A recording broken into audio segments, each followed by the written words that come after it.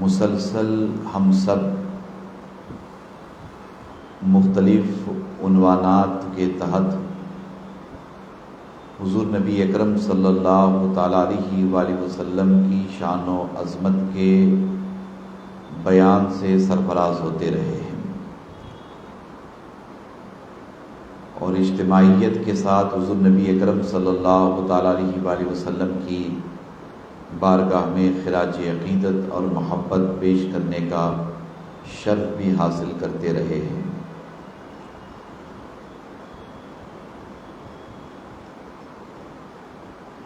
ایک آدھ دن کے بعد یا 2 دن کے بعد ہمارے آپ کے درمیان سے ربیع الاول کا عظیم الشان مہینہ رخصت ہونے والا ہے۔ ربیع الثانی کا نورانی اور روحانی مہینہ ہمارے آپ کے درمیان تشریف لانے والا ہے۔ میں نے آج کے جمعہ کے لیے کسی اور موضوع کا انتخاب کیا ہوا تھا، مگر حالات حاضرہ کے تناظر میں ایک اہم موضوع پر گفتگو کرنے کی شدید ضرورت محسوس ہوئی ہے۔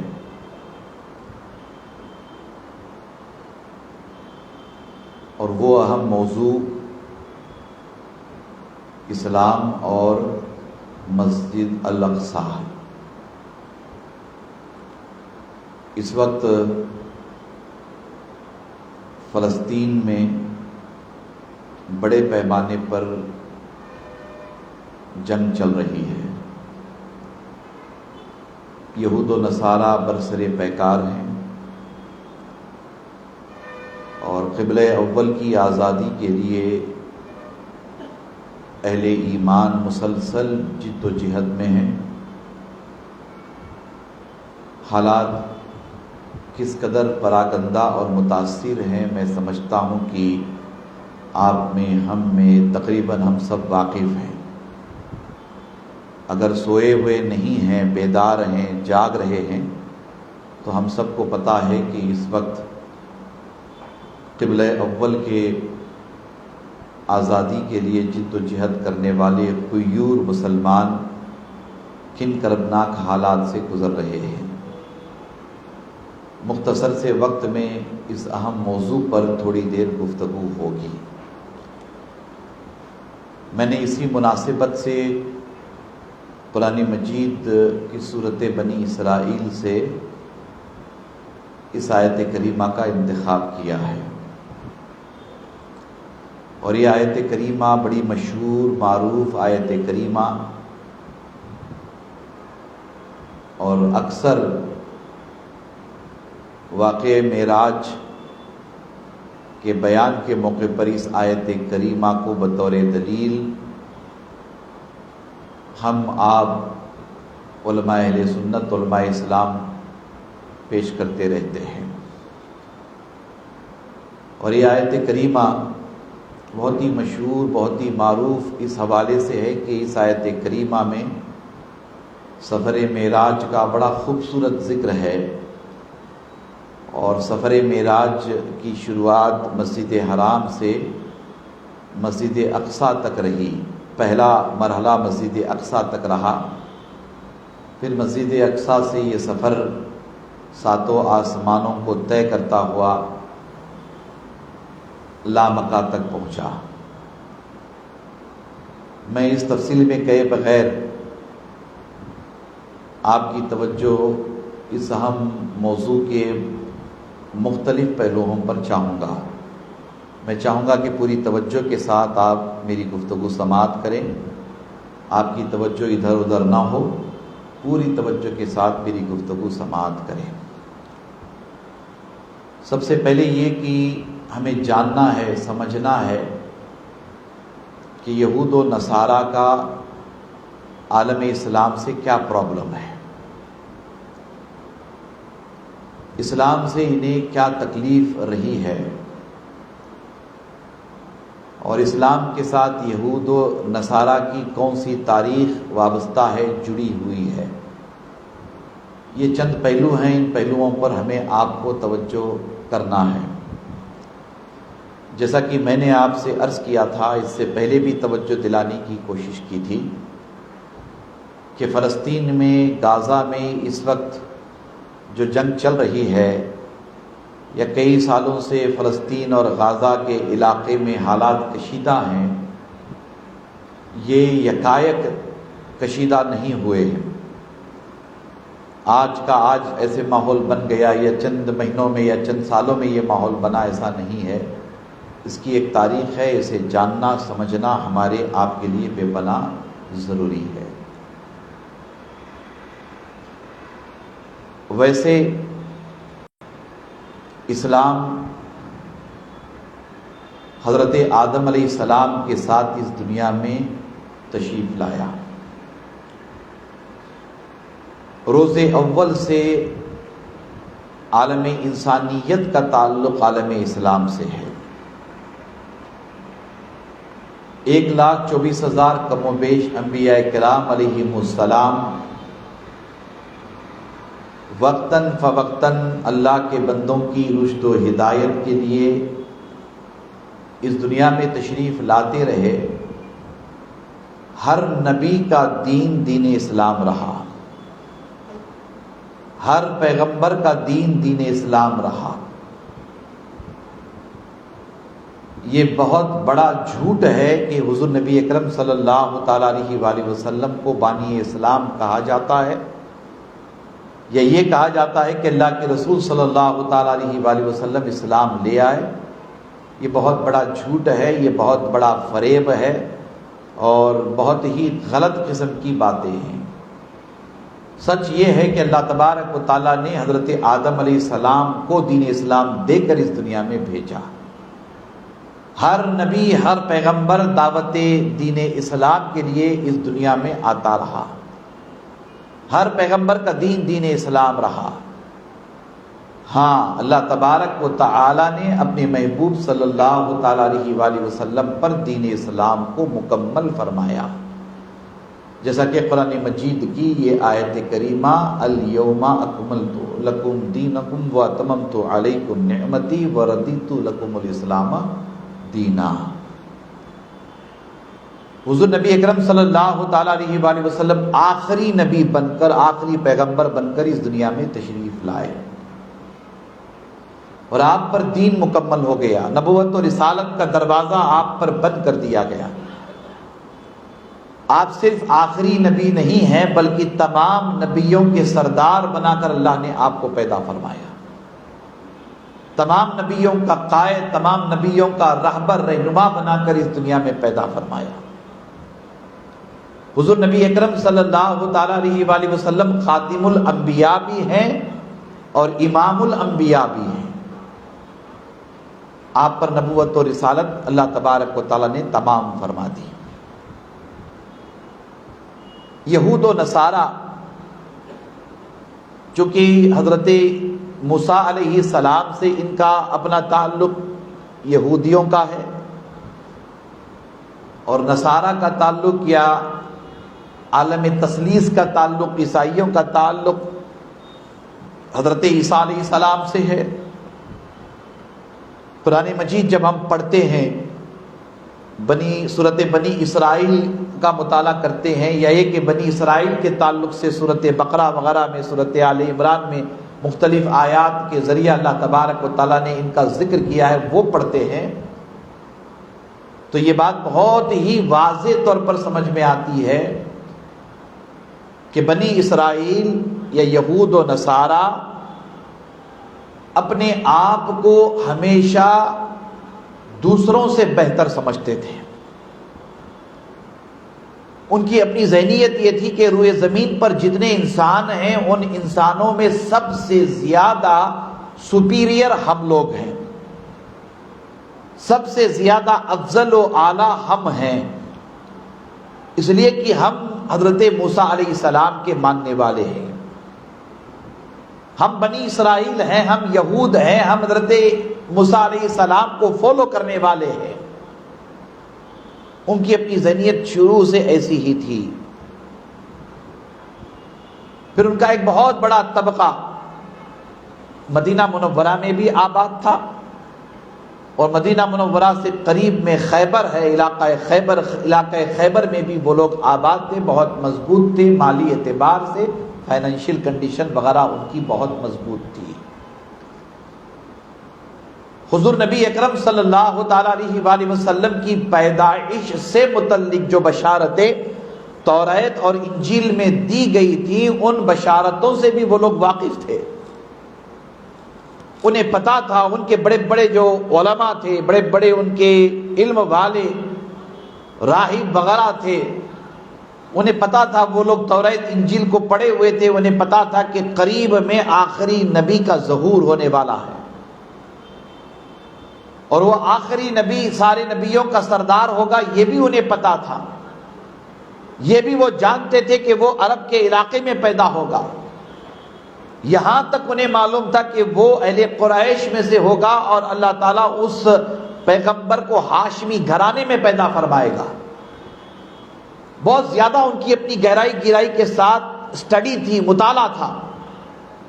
مختلف واقعات پیش آئے، کئی موقعوں پر حضور علیہ السلام کی ولادت بسعادت کے بعد آپ کے بچپن شریف وغیرہ میں مختلف واقعات پیش آئے، ایسے واقعات کہ یہود و نصارہ حضور نبی اکرم صلی اللہ تعالیٰ علیہ وآلہ وسلم کے قتل کی سازشیں بھی کرتے رہے۔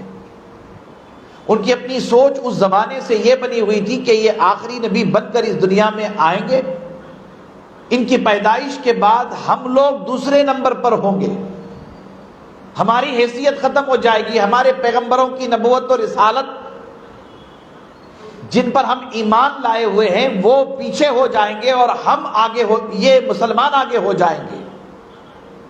آخری نبی تمام نبیوں کے سردار بن کر اس دنیا میں آئیں گے، ہم لوگ پیچھے رہ جائیں گے، یہ آگے ہوں گے۔ اس طرح کی ان کی اپنی سوچ تھی، اور کئی مواقع پر وہ لوگ پلاننگ کرتے رہے کہ بچپن میں ہی پیدا ہونے کے بعد اس نبی کی علامات وغیرہ سے متعلق ہم لوگ واقف ہو جائیں اور بچپن میں ہی ختم کر دے، تاکہ آگے چل کر کے عالم یہود کے لیے، عالم نصارہ کے لیے کوئی خطرہ باقی نہ رہے۔ یہ ایک سچائی ہے جو سیرت کی مختلف کتابوں میں ہمیں آپ کو پڑھنے کو ملتی ہے، اور میں اکثر اس کا بیان بھی کرتا رہتا ہوں حضور علیہ السلام کے بچپن مبارک کے ذکر کے حوالے سے۔ پھر آپ غور کریں، توجہ کریں، حضور نبی اکرم صلی اللہ تعالیٰ علیہ وآلہ وسلم نے اپنے آخری نبی ہونے کا، آخری رسول ہونے کا اعلان فرمایا، تو جہاں مکہ مکرمہ میں کفار اور مشرکین کو شدید تکلیف لاحق ہوئی، وہیں عالم یہود اور عالم نصارہ، عالم تثلیث بے چین اور بے قرار ہو گیا۔ دیکھتے دیکھتے ان کے اپنے نظروں کے سامنے حضور نبی اکرم صلی اللہ تعالیٰ علیہ وآلہ وسلم کا ظہور ہو گیا، آپ کی بعثت مبارک ہوئی، آپ نے اعلان کیا کہ میں آخری نبی ہوں، آخری پیغمبر ہوں، اللہ نے مجھے رحمت للعالمین بنا کر بھیجا ہے، میں تمام نبیوں کا قائد، تمام نبیوں کا سردار ہوں۔ اب ظاہر سی بات ہے کہ وہ یہود و نصارہ جو کئی سو سالوں سے اس خوش فہمی میں تھے، اس نشے میں تھے کہ ان کے علاوہ روئے زمین پر کوئی نہیں ہے، وہی سب سے زیادہ سپیریئر ہیں، وہی سب سے زیادہ افضل ہیں، وہی سب سے زیادہ اعلیٰ ہیں، وہ بنی اسرائیل ہیں، ان کے مقابلے کا کوئی نہیں ہے، ان کے پیغمبر جیسا کوئی نہیں، ان کی کمیونٹی جیسا کوئی نہیں، ان کے پاس جو کتاب ہے ویسی کتاب کسی کی نہیں، وغیرہ وغیرہ۔ یہ سارا ان کا اپنا نشہ حضور علیہ السلام کے اعلان نبوت کے بعد چکنا چور ہو گیا، ختم ہو گیا۔ اب وہ لوگ سازشوں میں لگ گئے، ایسی سازشوں میں لگ گئے کہ حضور علیہ السلام مکہ مکرمہ میں تھے، ابھی آپ نے ہجرت نہیں فرمائی تھی، اس وقت بھی یہ سازشیں کرتے تھے، اور ہجرت کر کے آپ مدینہ منورہ تشریف لائے، تو مدینہ منورہ تشریف لانے کے بعد یہود و نصارہ کی سازشوں کا سلسلہ تو اور آگے بڑھتا چلا گیا۔ میثاق مدینہ اپنی جگہ ہوا، اللہ کے رسول صلی اللہ تعالیٰ علیہ وآلہ وسلم نے مدینہ منورہ میں مختلف قبائل کے درمیان صلح کرائی، بڑی تعداد یہودیوں کی تھی تو ان کے ساتھ بھی اللہ کے رسول نے معاہدہ کر لیا، کہا کہ ہم آپس میں لڑیں گے نہیں، آپس میں جھگڑیں گے نہیں، ہم مدینہ منورہ کا مل کر دفاع کریں گے وغیرہ وغیرہ۔ شرائط طے ہوئے، کنڈیشنز طے ہوئی، اس پر یہود کبھی برقرار نہیں رہے، یہود کبھی اس کے پابند نہیں رہے۔ نتیجے میں ایسے حالات پیدا ہوئے کہ اللہ کے رسول صلی اللہ تعالیٰ علیہ وآلہ وسلم نے خیبر کے قلعے پر فتح کیا، حملہ کیا اور خیبر کے قلعے کو فتح کیا، اور یہود و نصارہ کو مدینہ منورہ سے بھی بے دخل کر دیا اور خیبر سے بھی انہیں اکھاڑ پھینکا اور خیبر سے بھی وہ بے دخل ہو گئے۔ اب آپ ذرا غور سے سنیے گا کہ دو تین باتیں جو بہت اہم ہیں، ان میں بنیادی طور پر تو یہی کہ یہ روز اول سے حضور نبی اکرم صلی اللہ تعالیٰ علیہ وآلہ وسلم کے مخالف تھے۔ پھر اس کے بعد مدینہ منورہ میں خیبر میں جو حالات پیدا ہوئے، اس کے بعد ان کی اپنی دشمنی بڑھتی چلی گئی، بڑھتی چلی گئی، اور اس وقت سے یہ اسلام کی دشمنی میں شدت اختیار کر گئے۔ بڑے پیمانے پر پلاننگ، بڑے پیمانے پہ سازشیں اس زمانے سے ہوتی رہی۔ اب آپ اندازہ لگائیں، غور کریں، چونکہ ان کی اپنی زبان بھی عربی تھی، مدینہ منورہ میں رہتے تھے، عرب میں رہتے تھے، حجاز میں رہتے تھے، عربی زبان ان کی اپنی تھی، اور وہ توریت اور انجیل کی زبان بھی جانتے تھے۔ قرآن مجید کی آیات جب نازل ہوتی تھی، قرآن مجید کا نزول ہوتا تھا، تو قرآن مجید کے نزول کے وقت میں قرآن کی آیتیں سن کر یہ باضابطہ طور پر اپنی محفلوں میں حضور نبی اکرم صلی اللہ تعالیٰ علیہ وآلہ وسلم کا اور قرآنی آیات کا مذاق اڑاتے تھے۔ یہ اس قدر جری اور اس قدر بدتمیز، بے ادب تھے، یہ کہتے تھے کہ کوئی وحی وغیرہ ان پر نازل نہیں ہوتی ہے، یہ ہماری باتیں جو توریت اور انجیل میں ہیں ہم سے سن کر کے ان باتوں کو یہ قرآن بناتے، ان پر کوئی وحی نازل نہیں ہوتی ہے، ان کے یہاں کوئی فرشتہ نہیں آتا ہے، ان کے یہاں کوئی آیتیں نازل نہیں ہوتی ہے۔ باضابطہ طور پر اس زمانے میں پلاننگ کے ساتھ اسلام، پیغمبر اسلام اور قرآن مجید کو بدنام کرنے کی منظم سازشوں میں وہ لوگ لگے ہوئے تھے۔ دوسری جانب حضور نبی اکرم صلی اللہ تعالیٰ علیہ وآلہ وسلم کے کردار کو مشکوک کرنے کی تیاری میں بھی تھے۔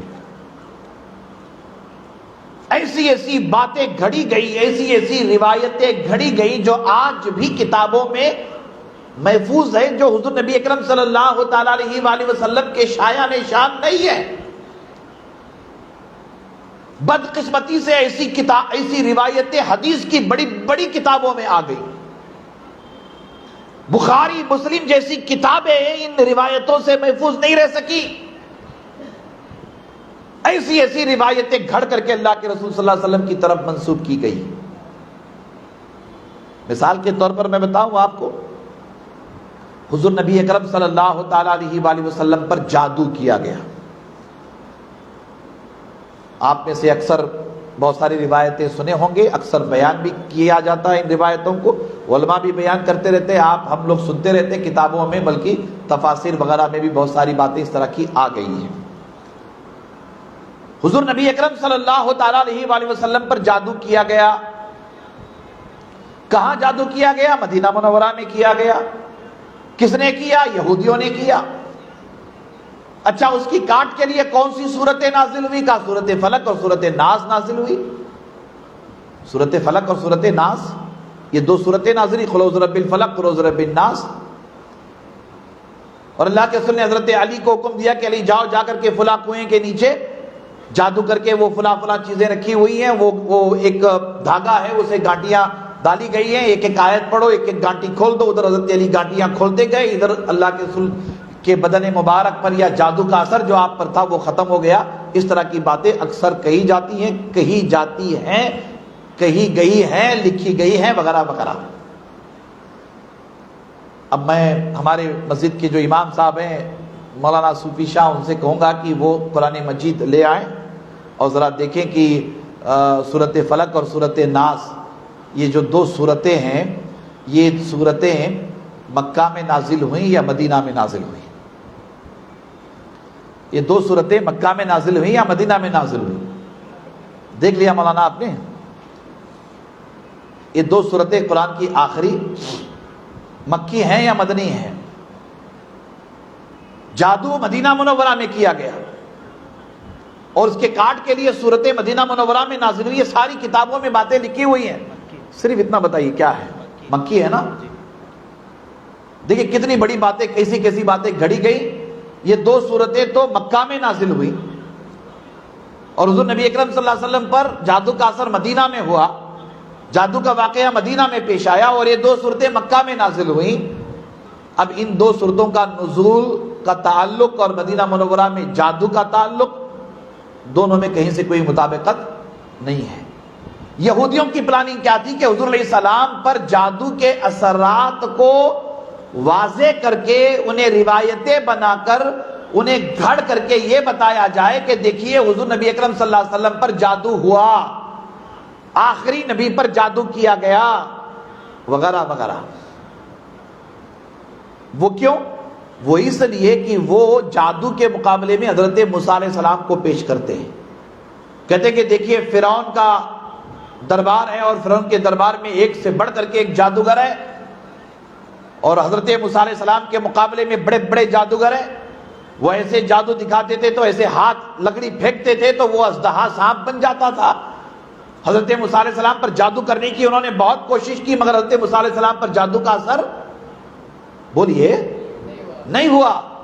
موسیٰ علیہ السلام پر جادو کا اثر نہیں ہوا اور تمام نبیوں کے امام پر جادو کا اثر ہو گیا. آپ سمجھ رہے ہیں نا بات کیا بولنا چاہ رہا ہوں؟ آپ کی سمجھ میں آ رہی بات میں کیا بتانا چاہ رہا ہوں؟ وہ یہ سمجھانا چاہ رہے ہیں، یہ بتانا چاہ رہے ہیں، دنیا کو یہ باور کرانا چاہ رہے ہیں کہ تمہارے نبی سے بڑھ کر کے ہمارا نبی بہت پاورفل ہے.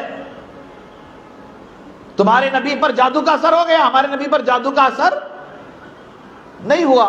بدقسمتی سے یہ ساری روایتیں ہم آپ بولتے آ رہے ہیں، ہم آپ بیان کرتے آ رہے ہیں. بڑے بڑے علماء، بڑے بڑے مفسرین، بڑے بڑے محدثین سب نے تو ایسی بہت ساری روایتیں گھڑ گھڑ کر کے، بہت ساری روایتیں گھڑ گھڑ کر کے یہود و نصارہ کی ہی سازشیں جو حدیث کی کتابوں میں آ گئی ہیں. جیسے 6 سال کی عمر میں حضرت عائشہ صدیقہ کی عمر 6 سال کی تھی، اللہ کے رسول نے ان سے نکاح کیا. آج کل چل رہا ہے نا باویلات، حضور علیہ السلام کی شان و عظمت کو گھٹانے کا. ایسے ہی بہت ساری روایتیں حضور نبی اکرم صلی اللہ تعالیٰ علیہ وآلہ وسلم کی جانب منسوب کی گئی. بتانا یہ چاہ رہا ہوں کہ ان کی اپنی سازشیں روز اول سے رہی ہیں. قرآن مجید کے خلاف بھی، حضور نبی اکرم صلی اللہ علیہ وسلم کی سیرت اور آپ کے کردار کے خلاف بھی، دین اسلام کے خلاف بھی. وہ روز اول سے اسلام کے دشمن رہے ہیں، روز اول سے. حضور نبی اکرم صلی اللہ تعالیٰ علیہ وآلہ وسلم مدینہ منورہ سے، مکہ مکرمہ سے یہودیوں کا انخلا فرمایا. کہا کہ حرمین شریفین میں یہ نہیں رہ سکتے. ایک سب سے بڑی تکلیف انہیں یہ بھی ہے، خیبر ان کے ہاتھ میں تھا، خیبر بھی چھین لیا گیا اس لیے کہ وہ معاہدے کے پابند نہیں تھے. معاہدہ انہوں نے توڑا، عہد شکنی انہوں نے کی، میثاق مدینہ کو انہوں نے توڑا، وہاں سے بھی بھگائے گئے. اب ظاہر سی بات ہے کہ یہ ادھر ادھر منتشر ہو کر انتقام کی آگ میں ہمیشہ جلتے رہے، بدلے کی آگ میں ہمیشہ جلتے رہے، ہمیشہ جلتے رہے، ہمیشہ جلتے رہے. یہ متحد بھی رہے اور منظم بھی رہے، بہت چالاک تھے، بہت ذہین تھے، وغیرہ وغیرہ. ان لوگوں نے سازشیں کر کے اس زمانے میں باضابطہ طور پر اسلام کو بدنام کرنے کی مسلسل انہوں نے کوششیں کی. حضور نبی اکرم صلی اللہ علیہ وسلم کا وصال ظاہری ہوا. آپ کو میں بتاؤں، ہر فتنے کے پیچھے یہود و نصارہ ہیں. حضرت صدیق اکبر کے دور میں جتنے فتنے پیدا ہوئے، فاروق اعظم کے دور میں جتنے فتنے پیدا ہوئے، عثمان ذو النورین کے دور میں جتنے فتنے پیدا ہوئے، امام علی کے دور میں شیعہ سنی کا فتنہ اٹھا، ہر فتنے کے پیچھے یہود و نصارہ ہیں. بنو امیہ کے فتنوں کے پیچھے یہود و نصارہ، بنو عباس کے فتنوں کے پیچھے یہود و نصارہ، اس قدر اسلام کے درمیان یہ لوگ فتنہ پیدا کرتے رہے، اتنے فتنے پیدا کرتے رہے کہ ایک اللہ، ایک رسول، ایک قبلہ، ایک قرآن، ایک کلمہ کے ماننے والے کئی فرقوں میں بٹ گئے، کئی فرقوں میں بٹ گئے، اور روایتیں بھی گھڑی، روایتیں بھی گھڑی۔ اللہ کا شکر ہے کہ آج کی تاریخ میں ہمارے نوجوان علماء، محققین علماء تحقیق تدقیق کر کے آگے بڑھ رہے ہیں۔ ایسی روایتیں گھڑی کہ اللہ کے رسول نے فرمایا کہ ان قریب میری امت میں 73 فرقے ہوں گے، 72 جہنم میں جائیں گے، ایک فرقہ جنت میں جائے گا۔ یہ فرقوں کی بات، فرقوں میں بٹنے کی بات وغیرہ بھی تحقیق کرنے کے بعد آج کی تاریخ میں یہ ساری روایتیں محل نظر ہیں۔ ان روایتوں کی سچائی کتنی صحیح ہے، کتنی صحیح نہیں ہے، اس پر تحقیق ہو رہی ہے۔ اب آپ اندازہ لگائیں کہ کتنے بڑے پیمانے پر یہود و نصارہ دین اسلام کے اندر گھس گئے ہیں اور دین اسلام کی روح کو متاثر کرنے کی کوشش میں لگے ہوئے ہیں۔ یہ میں نے ایک مختصر سا خاکہ آپ کے سامنے پیش کیا عالم اسلام کا۔ اب آپ یہاں چند باتیں جو بہت ہی بنیادی ہیں ان باتوں کو جاننے اور سمجھنے کی کوشش کریں۔ اللہ اکبر۔ بیت المقدس یا بیت المقدس، یہ دونوں نام اس کے ہیں، یہ اس طرح کا پروننسیشن ہوتا ہے، بیت المقدس، عرف عام میں یہی ہے بیت المقدس۔ یہ بیت المقدس ظاہر سی بات ہے کہ بنا ہوا ہے تقدیس سے، پاکی سے، عظمتوں سے۔ اس کے نام سے ہی ظاہر ہے کہ یہ اس علاقے کا نام ہے جو علاقہ بہت ہی مقدس ہے، بہت ہی مقدس ہے۔ اور یہ علاقہ اس حوالے سے مقدس ہے کہ اس علاقے سے یہودیوں کی بھی تاریخ وابستہ ہے، عیسائیوں کی بھی تاریخ وابستہ ہے، اور مسلمانوں کی بھی تاریخ وابستہ ہے۔ جیسے میں آپ کے سامنے بتاؤں، ایک روایت کے اعتبار سے بیت المقدس اور بیت المقدس میں مسجد اقصی، بیت المقدس وہ پورے علاقے کا نام ہے اور اس میں مسجد اقصی مسجد ہے۔ اس کی بنیاد حضرت یعقوب علیہ السلام نے رکھی، ایک روایت یہ ہے، اور مشہور روایت یہ ہے کہ اس کی بنیاد حضرت سلیمان علیہ السلام نے رکھی ہے، بالخصوص مسجد اقصی کو حضرت سلیمان علیہ السلام نے تعمیر فرمایا ہے۔ حضرت سلیمان علیہ السلام ظاہر سی بات ہے کہ بہت بڑے پیغمبر گزرے ہیں، بہت عظیم پیغمبر گزرے ہیں۔ حضرت سلیمان علیہ السلام نے اس شہر کو بھی آباد فرمایا اور وہاں مسجد اقصی کی تعمیر فرمائی۔ یہ مشہور معروف روایت ہے۔ اب یہاں آپ ذرا اس حوالے سے سمجھنے کی کوشش کریں کہ بیت المقدس یہودیوں، عیسائیوں اور مسلمانوں تینوں کے لیے یکساں کیسے واجب التعظیم ہے۔ حضرت سلیمان علیہ السلام کا تعمیر کردہ معبد یہیں بیت المقدس میں ہے۔ یہ بنی اسرائیل کے نبیوں کا قبلہ تھا اور اس شہر سے ان کی تاریخ اور ان کی یادگاریں وابستہ ہیں۔ یہ شہر حضرت عیسیٰ علیہ السلام کی ولادت کا بھی شہر ہے، حضرت عیسیٰ علیہ السلام وہیں پیدا ہوئے، اور پھر اس شہر کو یہ شرف بھی حاصل ہے کہ یہ مسلمانوں کا پہلا قبلہ رہا ہے۔ مسجد اقصی مسلمانوں کا پہلا قبلہ، یہ مسجد مسلمانوں کا پہلا قبلہ تھی۔ قبلہ اول اسی لیے کہا جاتا ہے، قبلہ اول۔ اور اس کی ایک تاریخ یہ بھی ہے کہ اسی مسجد اقصی سے حضور نبی اکرم صلی اللہ تعالی علیہ وآلہ وسلم کا سفر معراج جاری رہا۔ اللہ کے رسول صلی اللہ تعالیٰ علیہ وآلہ وسلم نے مسجد اقصیٰ میں 1,24,000 کم و بیش انبیاء اکرام علیہم السلام کی امامت فرمائی. تو تاریخ معراج، واقعہ معراج اور سفر معراج کا تعلق بھی مسجد اقصیٰ سے ہے، چونکہ یہ بیت المقدس میں ہے. اس حوالے سے مسلمانوں کے لیے مسجد اقصیٰ یا بیت المقدس یہ دونوں بڑی اہمیت کے حامل و مالک ہیں. پھر آپ آگے بڑھے، حضرت سلیمان علیہ السلام کے حوالے سے ایک روایت ہے، وہ سنا کر کے پھر میں آگے بڑھوں. حضرت سلیمان علیہ السلام نے بیت المقدس کی تعمیر فرمائی، یعنی کہ پورا شہر جس طرح سے ہے اسے حضرت سلیمان علیہ السلام نے آباد فرمایا. انہوں نے اللہ تبارک و تعالیٰ سے 3 چیزیں مانگی. حضرت سلیمان بن داؤد علیہ السلام نے اللہ تبارک و تعالیٰ سے 3 چیزوں کے لیے دعا کی. بہت ہی غور سے سنیے گا، 3 چیزوں کے لیے دعا کی، اس لیے کہ اس دعا سے بھی یہود اپنا گہرا تعلق بتاتے ہیں. ان کے اپنے اندر جو سپیریئرٹی کمپلیکس ہے، احساس برتری ہے، اور وہ یہ گمان کرتے کہ ان کے علاوہ کوئی اس دنیا میں ہے ہی نہیں، وہ سب سے بہتر ہے، باقی سب کمتر ہے. یہ تصور ان کا اپنا ایسے ہی نہیں ہے، اس کے پیچھے یہ سارا بیک گراؤنڈ ہے. کچھ تو میں نے آپ کے سامنے عرض کیا، اب یہ روایت بھی خاص طور پر سنیے. حضرت سلیمان علیہ السلام نے اللہ کی بارگاہ میں دعا کی کہ اللہ مجھے 3 نعمتوں سے سرفراز فرما. پہلی نعمت کیا کہ وہ لوگوں کے مقدمات کے ایسے فیصلے کریں، یعنی اے اللہ میں لوگوں کے مقدمات کا ایسا فیصلہ کروں جو تیری مرضی کے موافق ہو.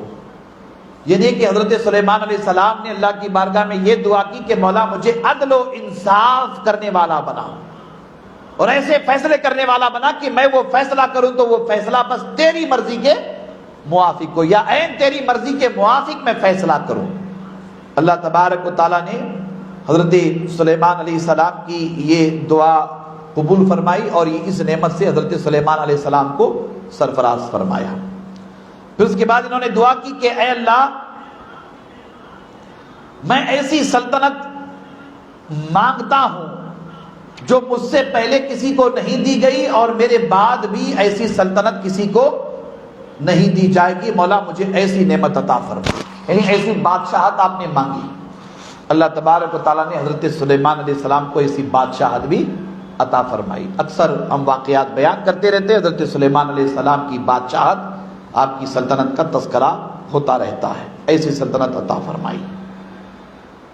پھر تیسری، حضرت سلیمان علیہ السلام مسجد اقصیٰ کی تعمیر سے فارغ ہو گئے تو اللہ تعالیٰ سے دعا مانگی کہ اے اللہ جو کوئی اس مسجد میں یعنی مسجد اقصیٰ میں نماز پڑھنے کی نیت سے آئے یا نماز ادا کرے، مولا اس کے گناہوں کو ایسے معاف فرما جیسے کہ وہ اپنی ماں کے پیٹ سے اس دنیا میں آج ہی آیا ہے.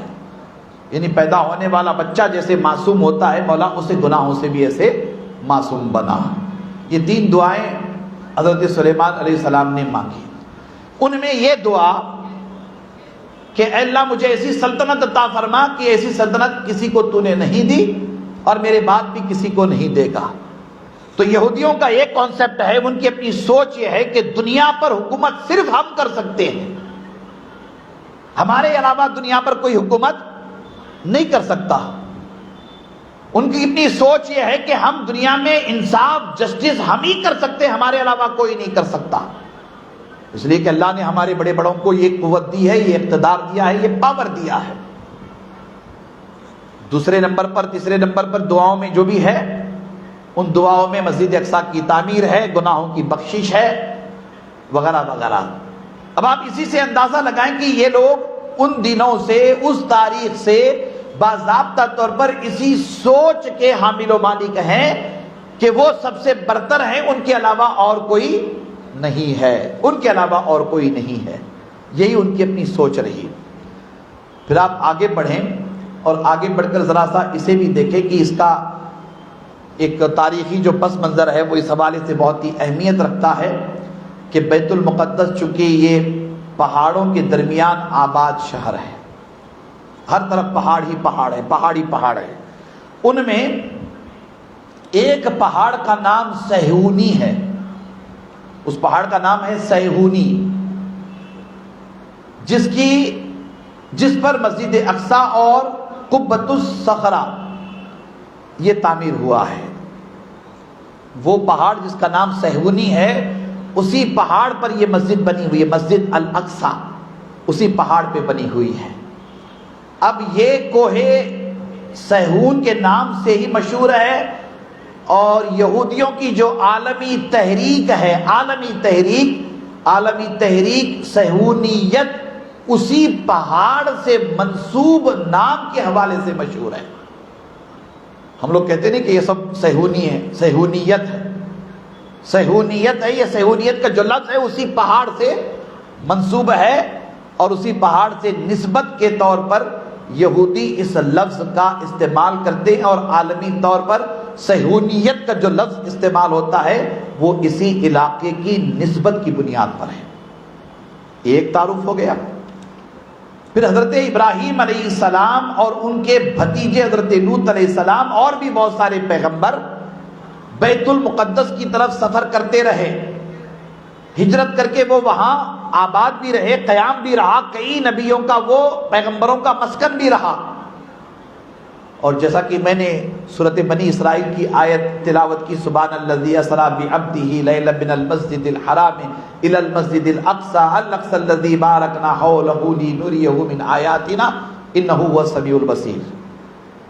اس آیت کریمہ میں بھی باضابطہ طور پر مسجد اقصی کا ذکر مبارک۔ حضرت ابراہیم علیہ السلام اور کئی پیغمبروں کی یادگاریں بھی اس سے جڑی ہوئی ہیں، سفر معراج کی یادگاریں بھی اس سے جڑی ہوئی ہے۔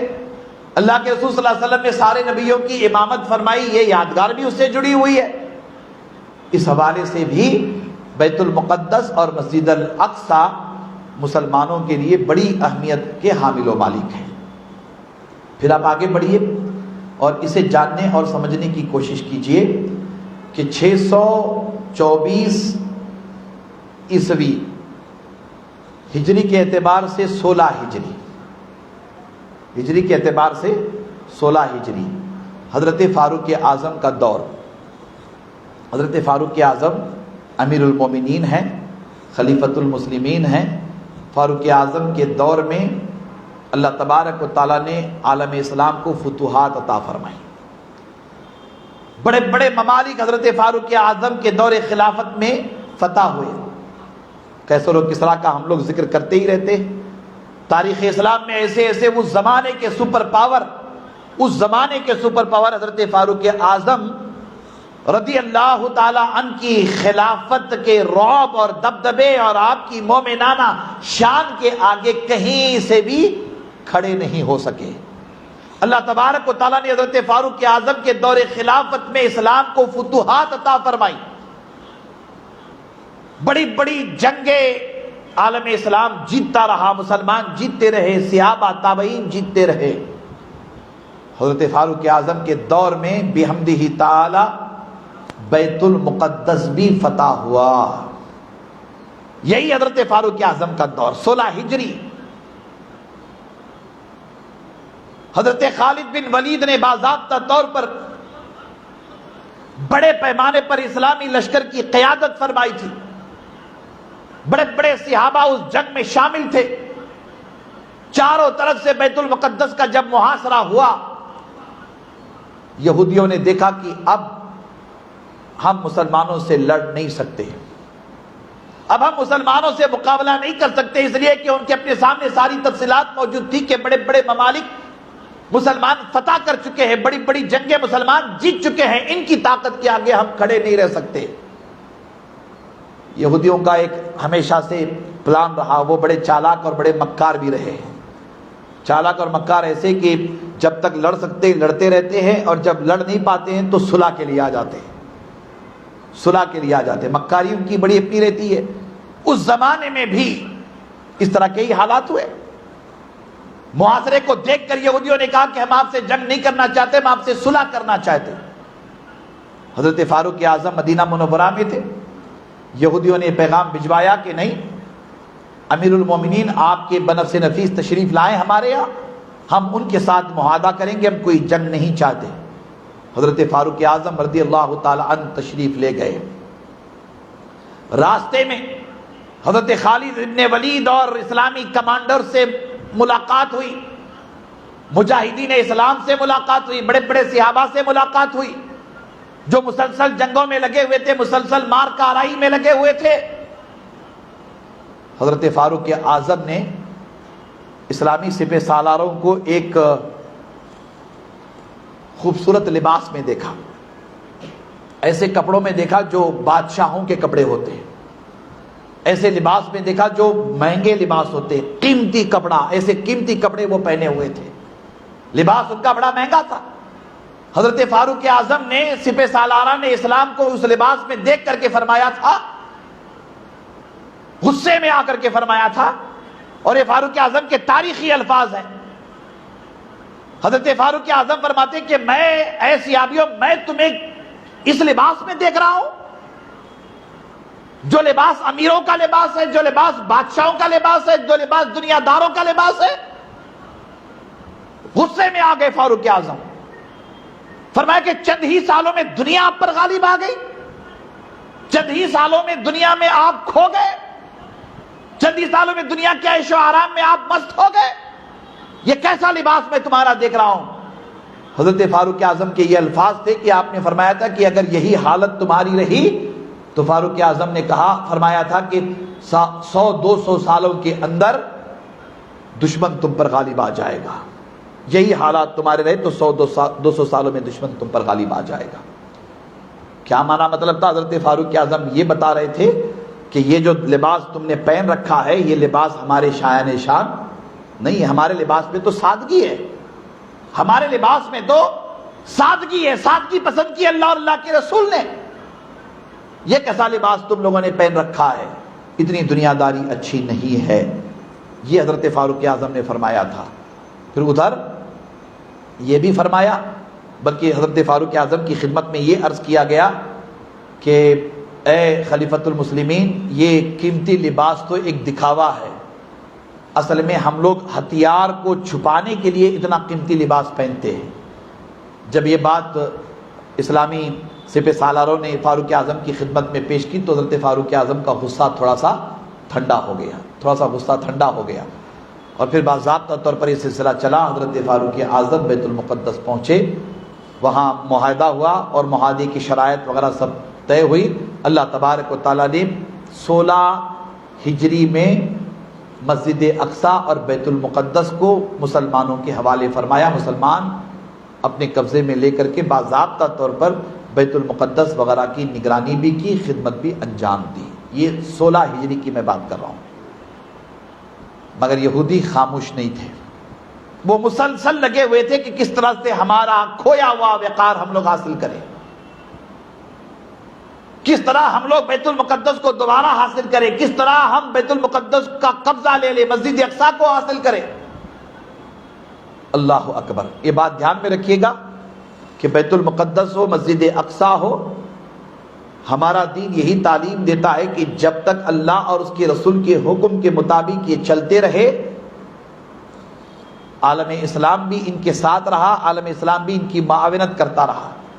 اللہ اور اس کے رسول کے احکامات کی جب یہ خلاف ورزی کرتے رہے، شرک میں مبتلا ہو گئے، عالم تثلیث کا شکار ہو گئے، اللہ تعالیٰ کی ذات اور صفات میں شرک کرنے لگے، من گھڑت باتیں پیش کرنے لگے، توریت اور انجیل میں تحریف کرنے لگے وغیرہ وغیرہ، تو عالم اسلام ان کا مخالف ہو گیا۔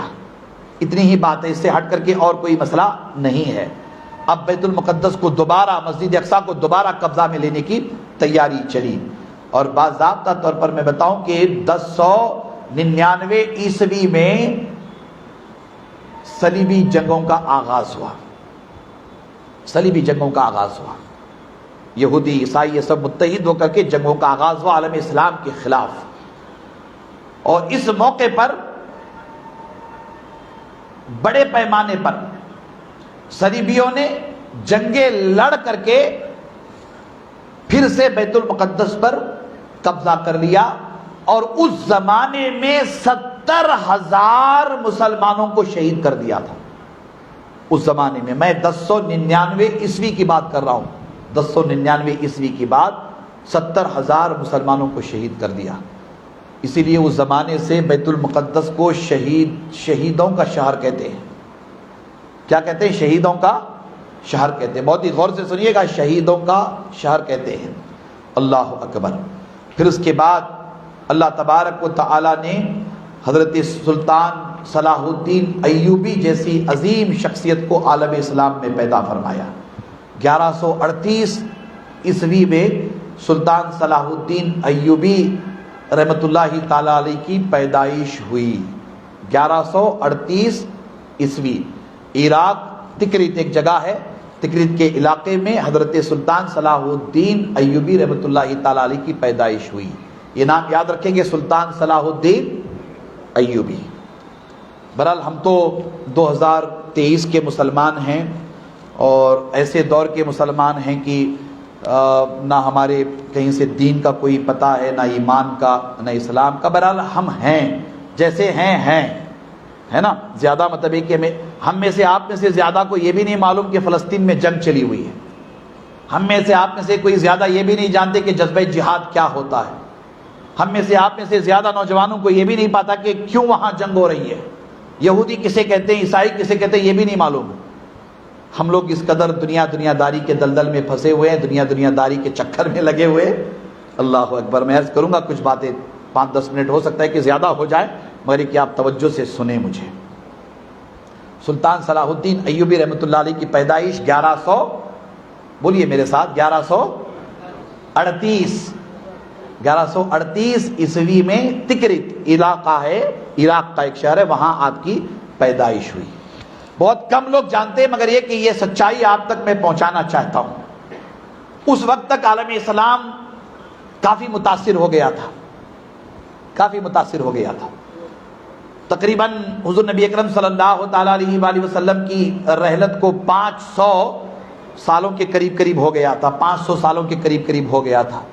کئی فرقے ہو گئے تھے مسلمانوں کے، کئی سلطنتوں میں اسلام بٹ گیا تھا، بادشاہت آ گئی تھی، خلافت زوال پذیر تھی، مسلمانوں میں دنیا داری آ گئی تھی، مسلمان حکمران یہود و نصارہ سے متاثر بھی ہو گئے تھے، عقیدہ توحید بھی متاثر تھا، عقیدہ رسالت بھی متاثر تھا، عقیدہ آخرت بھی متاثر تھا۔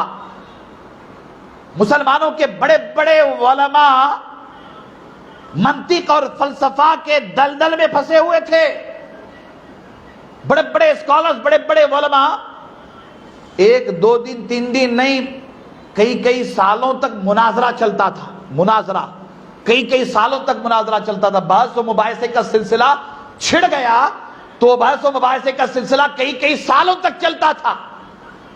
اس بحث و مباحثے میں بھی مسلمان علماء کو مبتلا کرنے والے یہود و نصارہ ہی ہیں۔ ایسے شوشے قرآن کے نام پر پیدا کیے، ایسی باتیں حدیث کے نام پر گھڑی، ایسی روایتیں سیرت میں جوڑی گئی۔ اللہ اکبر۔ مسلمانوں سے کہا گیا کہ اے مسلمان مولانا لوگ، عالم لوگ، اب بحث کرتے رہو، بس مناظرہ کرتے رہو، ایک دوسرے کو کافر بولتے رہو، ایک دوسرے کو جہنم میں ڈالتے رہو، ایک دوسرے کو گالی دیتے رہو، بس ایک دوسرے پر کیچڑ اچھالتے رہو، تم یہی کرتے رہو۔ ہم میں سارے مسلمانوں کو اسی کام میں مصروف کر دیا گیا۔ سوچ کر بہت ہی غور کیجئے جو میں آپ سے عرض کر رہا ہوں۔ گائے مسلمانوں، بس اب تمہارا کام یہ کرو۔ انہیں مصروف کر دیا گیا بحث و مباحثے میں۔ آج بھی آپ دیکھتے رہتے ہوں گے، بیجاپور ہو، شولاپور ہو، کرناٹکا ہو، مہاراشٹرا ہو، ہندوستان ہو، آپ دیکھتے رہتے ہوں گے۔ میں تو عالم عرب میں بھی دیکھتا ہوں، یہ عالم اسلام میں بھی دیکھتا ہوں، آج بھی مسلمانوں کا ایک بڑا طبقہ، نوجوانوں کا ایک بڑا طبقہ بحث و مباحثے میں بیزی نظر آتا ہے۔ چائے کے ڈبے پر کھڑے ہیں تو بڑی بحث ہو رہی ہے، پان کے ڈبے پہ ہیں تو بڑی بحث ہو رہی ہے، ہوٹل میں ہیں تو لمبی چوڑی بحثیں چل رہی ہیں۔ مسلک کے انتشارات، جی مسلک کے انتشار، اللہ اکبر، اس قدر مسلک کا انتشار، وہ مسلک والے کہتے ہیں کہ ہم صحیح ہے، یہ مسلک والے کہتے ہیں کہ ہم صحیح ہے، وہ جماعت کہتی ہے کہ ہم صحیح ہے، یہ جماعت کہتی ہے کہ ہم صحیح ہے۔ کسی نے مجھ سے پوچھا کہ سارے کفار مشرکین ایک ہیں، مسلمان ایک کیسے ایک کیوں نہیں ہوتے؟ تو میں نے یہ برجستہ ایک جملہ کہا تھا کہ سنیے، سارے کفار مشرکین یہود و نصارہ ایک نظر آتے ہیں، مسلمان ایک نہیں ہیں۔ حالت ایسی ہے ہماری کہ 1400 سال گزر گئے۔ کتنے؟ 14 صدیاں گزر گئی، 14 صدیاں۔ ہم کیا ایک ہو پائیں گے؟ بتائیے، ذرا سا غور کیجئے اس بات پر۔ 14 صدیاں گزر گئی، مسلمان اب تک اس بات پر متفق نہیں ہو سکے کہ آمین زور سے بولنا کہ آہستہ بولنا۔ کیا آمین بولو جی، زور سے بولنا کہ آہستہ بولنا، اس پر متفق نہیں ہوئے۔ ہاتھ اٹھانا کہ ہاتھ چھوڑنا، اس پر متفق نہیں ہوئے۔ باتیں کیسی ہیں؟ ایک اللہ، ایک رسول، ایک قرآن، ایک قبلہ، ایک کلمہ۔ باتیں بہت اچھی ہیں، بولیے باتیں بہت اچھی ہیں، عمل نہیں۔ ابھی جیسے میلاد کا جلوس گزرا، میلاد کا مہینہ گزرا، میلاد کا مہینہ گزرا، میلاد آتے ہی ایک طبقہ میلاد مناتا ہے تو دوسرا طبقہ خاموش نہیں بیٹھتا ہے، گدگلیاں ہوتے ہیں۔ کیا ہوتے ہیں؟ مروڑ شروع ہوتا ہے پیٹ میں، شرک بدعت کے فتوے شروع ہو جاتے ہیں۔ ہم یہ بولتے ہیں کہ بھئی تمہارا مسلک تمہارے ساتھ رکھو، تمہارا مسلک تمہارے، منانا ہے مناؤ، نہیں منانا ہے نہ مناؤ۔ یہ بول کر کے گندگی کیوں کرتے ہو؟ لکھ کر کے گندگی کیوں کرتے ہو؟ اتنی سوچ بھی مسلمانوں کو اب تک نہیں آئی ہے۔ پتہ ہے اس بکھیڑے میں بھی مصروف رکھنے والے یہی یہود و نصارہ ہیں۔ ایک طبقے سے کہا کہ مناؤ، منانے والے لگ گئے، تو دوسرا طبقہ کہا کہ مت مناؤ، دوسرے طبقے کی ادھر شروع ہو گیا۔ آپ تعجب کریں گے کہ موٹی موٹی کتابیں لکھی انہوں نے، یہودیوں نے، قرآن حدیث کو سامنے رکھ کر کے، اور ساری باتیں توڑ مروڑ کر کے پیش کر دی اسلام کی۔ شرک کو ایمان بنایا، کفر کو اسلام بنایا، اسلام کو کفر بنایا، معاذ اللہ، ایسی ایسی باتیں توڑ مروڑ کر کے پیش کر دی، موٹی موٹی کتابیں لکھی، مگر آج تک مسلمانوں کو ہوش نہیں آیا۔ یہ سلطان صلاح الدین ایوبی رحمۃ اللہ تعالیٰ علیہ 1138 عیسوی میں پیدائش ہوئی۔ ان کے والد حضرت نجم الدین ایوب رحمۃ اللہ علیہ بڑے اللہ والے، بہت کم لوگوں کو معلوم ہے، آپ کو سنا رہا ہوں، آپ بھی سنیے۔ حضرت سلطان صلاح الدین ایوبی رحمۃ اللہ تعالیٰ علیہ کا نام کوئی معمولی نام نہیں ہے جی، کوئی معمولی نام نہیں ہے۔ 1000 سال کم و بیش گزرے، 1000 سال کم و بیش گزرے سلطان صلاح الدین ایوبی رحمۃ اللہ تعالیٰ علیہ کے زمانے کو، 1000 سال گزرے۔ اللہ کے گھر میں بیٹھا ہوں جمعہ کے دن، باوضو آپ کو بتا رہا ہوں کہ سلطان صلاح الدین ایوبی کا نام تاریخ اسلام میں، تاریخ انسانیت میں اتنا بڑا نام ہے، اتنا بڑا نام ہے کہ 1000 سال ہو گیا سلطان صلاح الدین ایوبی کو گزرے ہوئے، آج بھی سلطان صلاح الدین ایوبی کا نام لیا جاتا ہے تو یہودی اور عیسائی گھبرا جاتے ہیں، یہودی اور عیسائی گھبرا جاتے ہیں۔ مگر ہماری تاریخ ہمیں نہیں معلوم، ہماری تاریخ ہمیں اس لیے نہیں معلوم کہ ہم بیاج بڈی میں پڑ گئے، ہماری تاریخ ہمیں اس لیے نہیں معلوم کہ ہم غیبت میں پڑ گئے، ہماری تاریخ ہمیں اس لیے نہیں معلوم کہ ہم تکبر حسد میں پڑ گئے، ہماری تاریخ ہمیں معلوم ہی نہیں ہم نشے میں پڑ گئے، زنا میں پڑ گئے، حرام خوری میں پڑ گئے، بیاج بڈی کے دھندے میں۔ ارے سود کا کاروبار، سود کا پیسہ کھاتے رہو گے، ایمان باقی رہے گا؟ کہیں سے ایمان باقی نہیں رہے گا؟ ہمیں ہماری تاریخ ہی نہیں پتا۔ اتنی بڑی شخصیت سلطان صلاح الدین ایوبی رحمۃ اللہ تعالیٰ علیہ کی، پتہ ہے ان کے والد بزرگوار کون تھے؟ حضرت نجم الدین ایوب رحمۃ اللہ علیہ۔ یہ کون تھے؟ آپ جان کر تعجب بھی کریں گے اور خوش بھی ہوں گے کہ یہ پیران پیر غوث اعظم دستگیر کے مرید تھے، بڑے عقیدت مند تھے۔ پیران پیر کا ظاہری طور پر آخری زمانہ ہے، سلطان صلاح الدین ایوبی کی پیدائش ہوئی تو سلطان صلاح الدین ایوبی رحمۃ اللہ تعالیٰ علیہ بچپن میں چھوٹے تھے، لے کر کے حضرت نجم الدین ایوب پیران پیر کی بارگاہ میں گئے پیرانے پیر کی بارگاہ میں گئے، پیرانے پیر کی خدمت میں آپ کے قدموں میں ڈال دیا کہ سرکار یہ آپ کا غلام ہے، غور سے سنیے، یہ آپ کا غلام ہے، قدموں میں ڈال دیا۔ ابھی 20-25 سال میں مسلمان بہت ترقی کر گئے، ہے نا، بہت مسلمان ترقی کر گئے۔ پہلے کیا ہوتا تھا، جو بڑے بڑے بزرگ حضرات ہیں ان کو پتہ ہے، پہلے کیا ہوتا تھا، گھر میں بیٹا پیدا ہوا، بیٹی پیدا ہوئی تو بیٹے کو یا بیٹی کو لے کر کے بزرگوں کے پاس جاتے تھے۔ کہاں جاتے تھے بولیے؟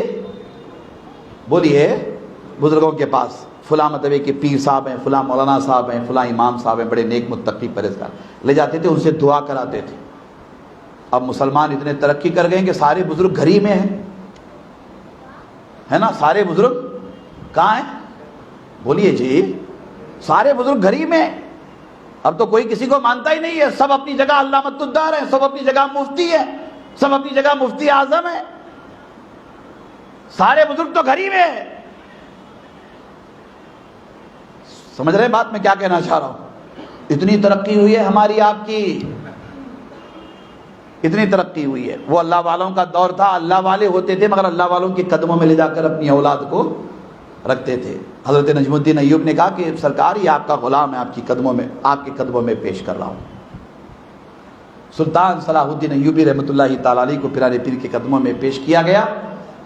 سرکار غوث اعظم نے سلطان صلاح الدین ایوبی کو ہاتھوں میں اٹھایا اور ہاتھوں میں اٹھا کر کے دعاؤں سے نوازا، پیشانی پہ ہاتھ پھیرا، دعاؤں سے نوازا، نواز کر کے فرمایا کہ نجم الدین تیرا یہ بیٹا عالم اسلام کا سلطان ہوگا۔ کیا فرمایا؟ تیرا یہ بیٹا عالم اسلام کا سلطان ہوگا۔ طاقت، قوت، ہمت، بہادری، شجاعت سب کی سب اپنی جگہ ہوتی ہے، مگر یہ بات یاد رکھیے گا، آپ کتنے ہی طاقتور بنے، جب تک آپ کی طاقت میں دعا شامل نہیں ہوگی وہ طاقت کبھی کامیاب نہیں ہو سکتی، وہ طاقت کبھی کامیاب نہیں ہو سکتی۔ سلطان صلاح الدین ایوبی رحمۃ اللہ تعالی علیہ کی ہمت، طاقت، قوت، بہادری، شجاعت میں سرکار غوث اعظم کی دعائیں شامل ہیں، سرکار غوث اعظم کی دعائیں شامل ہیں۔ اللہ اکبر۔ میں یہ تذکرہ آپ کے سامنے کر رہا ہوں اس حوالے سے کہ آپ یہ تاریخ جانیں، یہی وہ سلطان صلاح الدین ایوبی رحمۃ اللہ تعالی علیہ ہیں جنہوں نے 1187 عیسوی میں بیت المقدس کو دوبارہ جنگ لڑ کے یہود و نصارہ سے حاصل کیا، دوبارہ فتح کیا۔ سلطان صلاح الدین ایوبی نے بیت المقدس کو دوبارہ فتح کیا۔ یہاں رک کر کے میں مزید تفصیل بیان کرنا چاہوں گا، وہ تفصیل آئندہ جمعہ، چونکہ وقت مجھے اجازت نہیں دے رہا ہے، میں آئندہ جمعہ مزید تفصیل میں آپ کے سامنے پیش کرنا چاہوں گا۔ بس اتنی بات دھیان میں رکھیے گا کہ اس وقت فلسطین میں جو حالات پیدا ہوئے، غزہ میں جو حالات پیدا ہوئے، وہ تشویشناک ہیں، وہ تشویشناک ہیں۔ میں نے یہود و نصارہ کا ذکر کیا آپ کے سامنے، عالم عیسائیت کا ذکر کیا، عالم تثلیث کا ذکر کیا، اسلام دشمن عناصر کا ذکر کیا۔ یہ تو جنگ 1400 سالوں سے چلی ہے اور یہ صبح قیامت تک چلے گی۔ اقبال نے بڑی پیاری بات کہی تھی کہ ستیزہ کار رہا ہے ازل سے تا امروز، چراغ مصطفی سے شرار بولہبی۔ ہر دور میں یہ فتنے اٹھیں گے، ہر دور میں اسلام دشمن عناصر اسلام سے نبردآزماں ہوتے رہیں گے، مگر ایک سچائی ہے، اسے ہمیں آپ کو ماننا پڑے گا کہ ہمارا دشمن ہمیں تباہ و برباد کرنے میں بہت کامیاب ہوا ہے۔ ہمارے دشمن نے براہ راست حملہ کرنے کی حماقت کم کی ہے، ہمیں اندر سے ختم کیا ہے۔ جیسا کہ میں نے ذکر کیا کہ کئی فرقے مسلمانوں میں ہو گئے، کئی مسلک مسلمانوں میں ہو گئے، کئی جماعتیں مسلمانوں میں ہو گئی، کئی جماعتیں مسلمانوں میں ہو گئی۔ ہم لوگ بٹ گئے، ہم لوگ تقسیم ہو گئے۔ دشمن کو مارنے کی ضرورت ہی نہیں ہے، کسی گھر کو ختم کرنا ہو تو اس گھر میں جھگڑا لگا دو، کسی خاندان کو ختم کرنا ہو تو اس خاندان میں جھگڑا لگا دو، خاندان خود بخود ختم ہو جائے گا، آپ کو مارنے کی ضرورت نہیں ہے۔ یہی ہوا، اور اس کے لیے بڑے پیمانے پر یہود و نصارہ نے جو سازشیں چلی ہے، ان سازشوں کا شکار عالم اسلام ہوا ہے۔ ان کی بڑی بڑی سازشیں کامیاب ہو گئی۔ کامیاب اس لیے ہوئی کہ ہمارے بڑے بڑے حکمران ان کے ہاتھوں کی کٹ پتلی بن گئے، ان کے ہاتھوں کی کٹ پتلی بن گئے۔ میں بہت ہی معذرت کے ساتھ کہنا چاہوں گا، خلافت راشدہ کا دور ختم ہوا، اس کے بعد چند ہی ایسے بڑے بڑے اسلامی خلفاء پیدا ہوئے یا مجاہدین پیدا ہوئے جنہوں نے اللہ اور اس کے رسول کی رضا کی خاطر حکومت کی، سلطنت کی، زیادہ تر ایسے سلاطین یا ایسی سلطنتیں وجود میں آئیں جن کا ریموٹ کنٹرول یہودیوں اور عیسائیوں کے ہاتھ میں رہا ہے۔ اور آج بھی آپ دیکھیے کتنے اسلامی ممالک ہیں جی؟ 60 سے زیادہ۔ کتنے؟ 60 سے زیادہ اسلامک ممالک ہیں۔ کوئی مطلب ہے کہ آگے بڑھ کر کے نہیں آ رہا ہے سوائے 2-3 ناموں کے۔ اب پتہ نہیں وہ لوگ بھی پیچھے کب ہٹیں گے، ہے نا؟ پتہ نہیں پیچھے وہ لوگ کب ہٹیں گے، کوئی آگے نہیں آ رہا ہے۔ ہمیں بتانا چاہیں گے کہ ہم لوگ دہشت گردی، آتنکواد کے ہم خلاف ہے، ہمارا دین خلاف ہے۔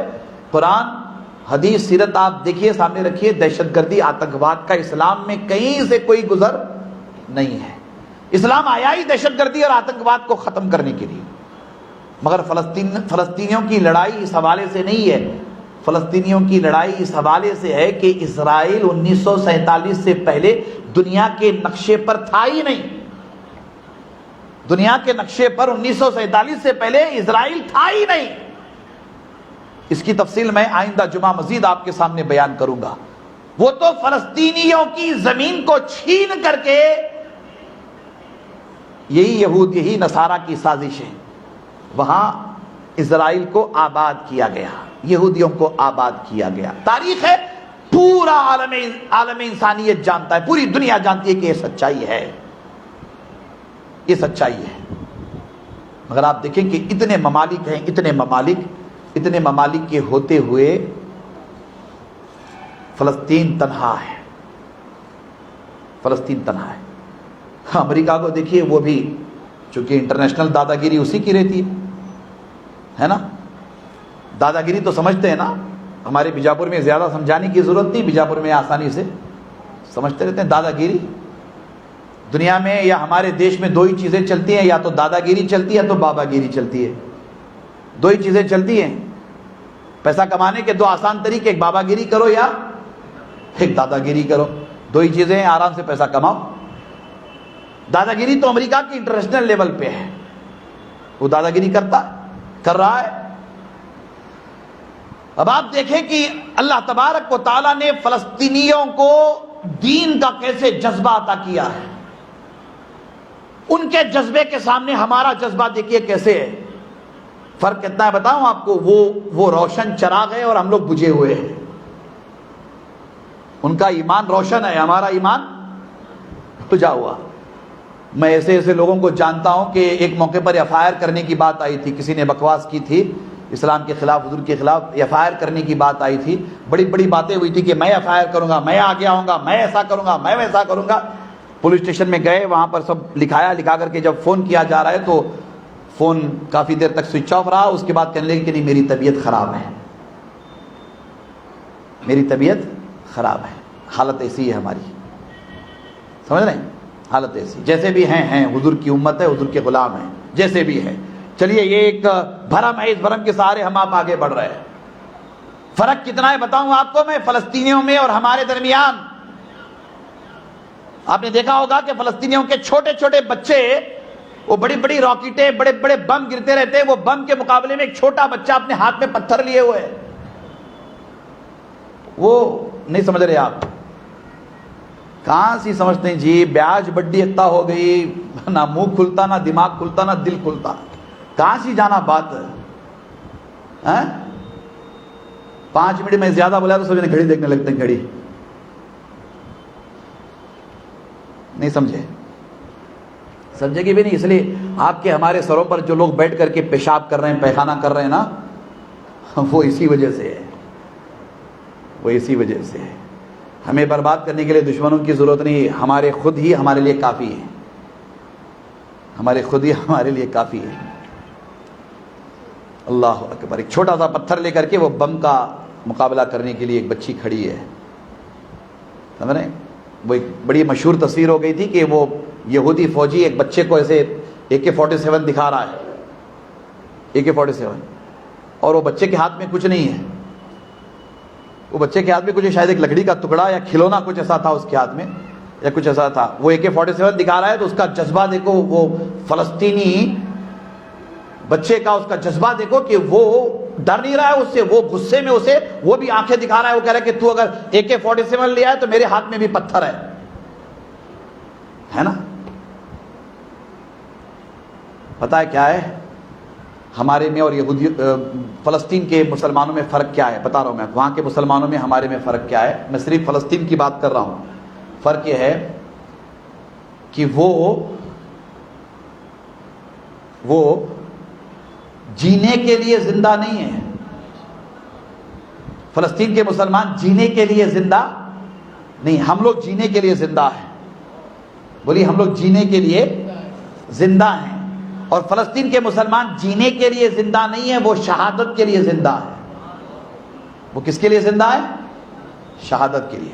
آج تک بتا رہا ہوں میں آپ کو, بہت بڑی تعداد میں بچے شہید ہوئے ہیں, عورتیں شہید ہوئی ہیں, نوجوان شہید ہوئے ہیں, مگر وہ ہمت ہار نہیں رہے. وہ لڑتے لڑتے ختم ہوں گے. اللہ شہادت کا درجہ دے گا. کامیابی آج نہیں کل ملے گی, کامیابی آج نہیں کل ملے گی. مگر وہ صہیونیت کے آگے, یہودیت کے آگے, عالم اشتراک کے آگے کبھی جھکنا پسند نہیں کریں گے.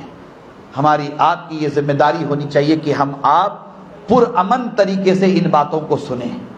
سن کر کے ہم انڈیا جیسے ملک میں اب کیا کر سکتے ہیں بتائیے جی. کون ہے بھائی؟ ادھر آئیے جناب.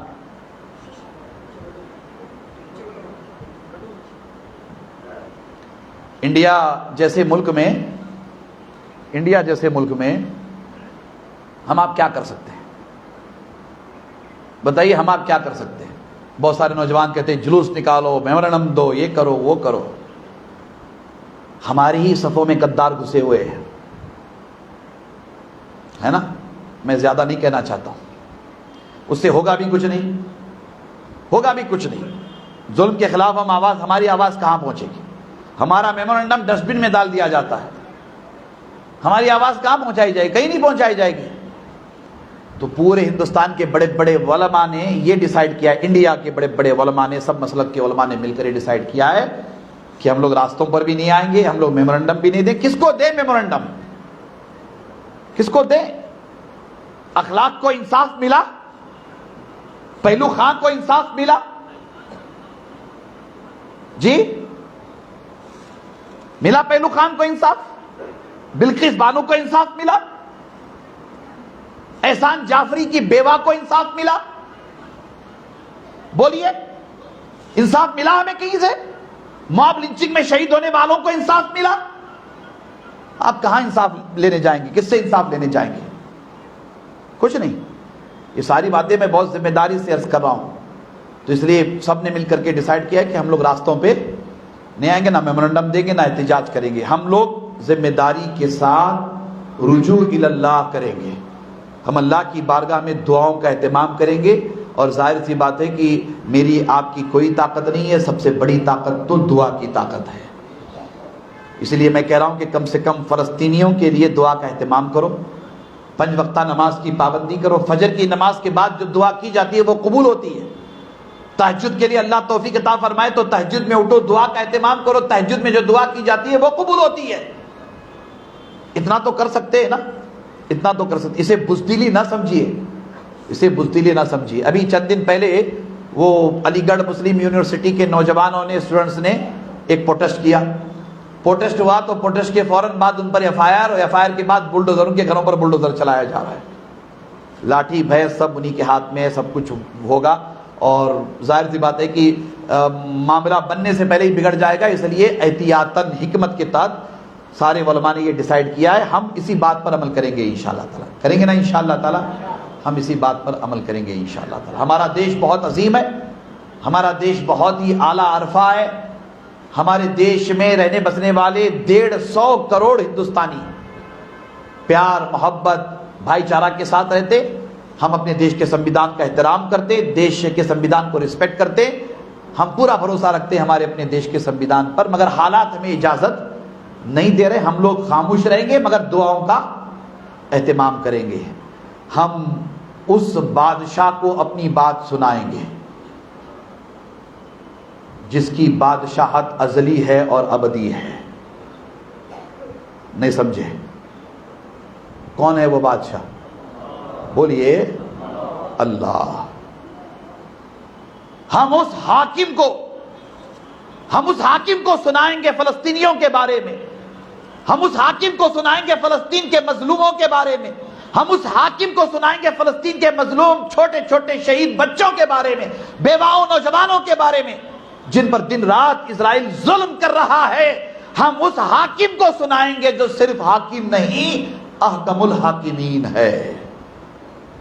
ہم اس بادشاہ کو سنائیں گے، ہم اس بادشاہ کو سنائیں گے. اور وہ سن کر کے جب فیصلہ کرنے پر آ جاتا ہے تو ابابیل کے آنے میں دیر نہیں لگتی. وہ سن کر کے جب فیصلہ کرنے پر آ جاتا ہے حالات بدلنے میں دیر نہیں لگتی. وہ ہماری دعائیں سن کر کے جب فیصلہ کرنے پہ آ جاتا ہے تو رب تبارک و تعالی شکست کو فتح میں بدل دیتا ہے. جب وہ فیصلہ کرنے پہ آ جاتا ہے تو عالم اسلام کو عزتوں سے نواز کر کے سرخرو کر دیتا ہے. بس ہمیں اسے سنانا ہے. سنائیں گے انشاءاللہ تعالیٰ.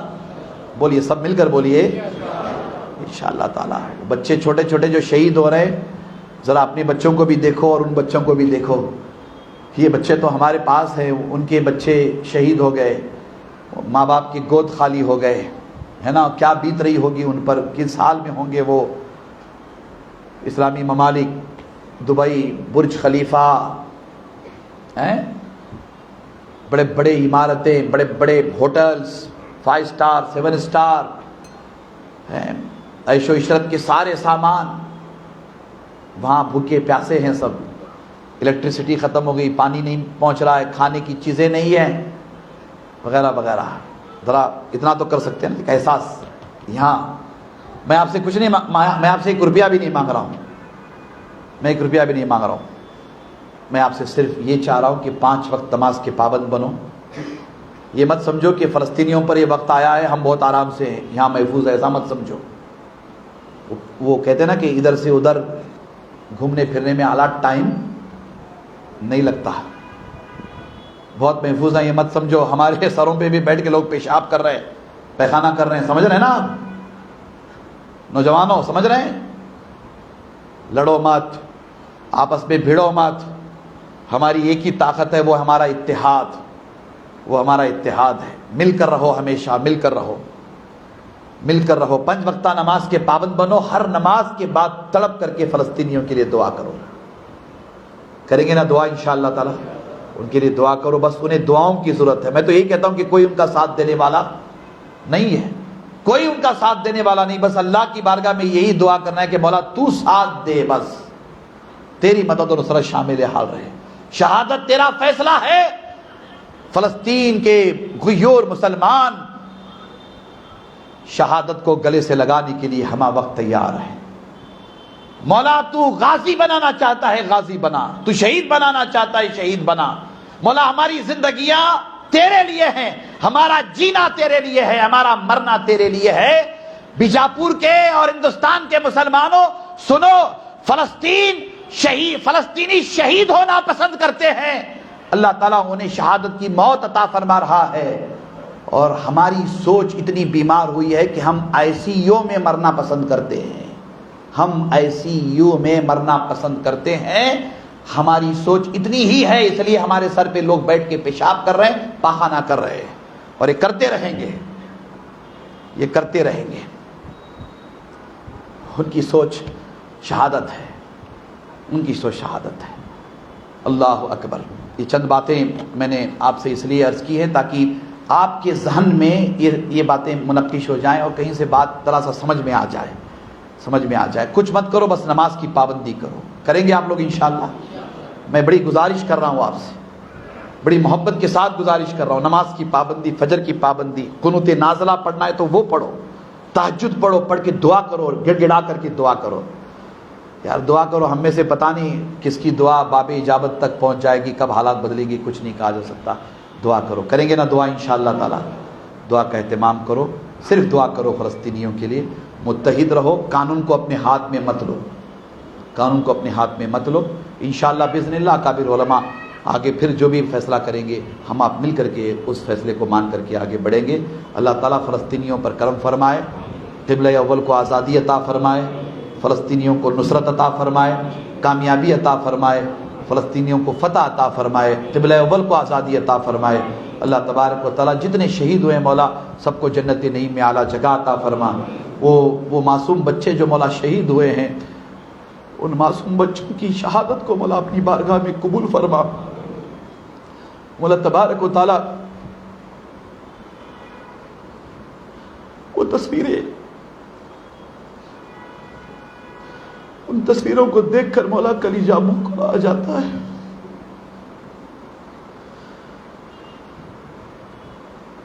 مولا معصوم فلسطینیوں کی مدد فرما مولا، ان بچوں کی شہادت کو قبول فرما مولا۔ مولا تبارک و تعالیٰ ان بچوں کی شہادت کو قبول فرما مولا، ان بچوں کی شہادت کو قبول فرما مولا۔ مولا قبلہ اول کو آزادی عطا فرما مولا، ان کی غیب سے مدد فرما مولا۔ دنیا میں بڑے بڑے سپر پاور ہے مولا، حقیقی سپر پاور تو ہے مولا، تو فلسطینیوں کی مدد فرما مولا، ان کی مدد نصرت فرما مولا۔ ہماری دعائیں مولا ان کے حق میں قبول فرما، ہماری دعائیں ان کے حق میں قبول فرما، ہماری دعائیں ان کے حق میں قبول فرما۔ آمین ثم آمین، وما علینا الا البلاغ المبین۔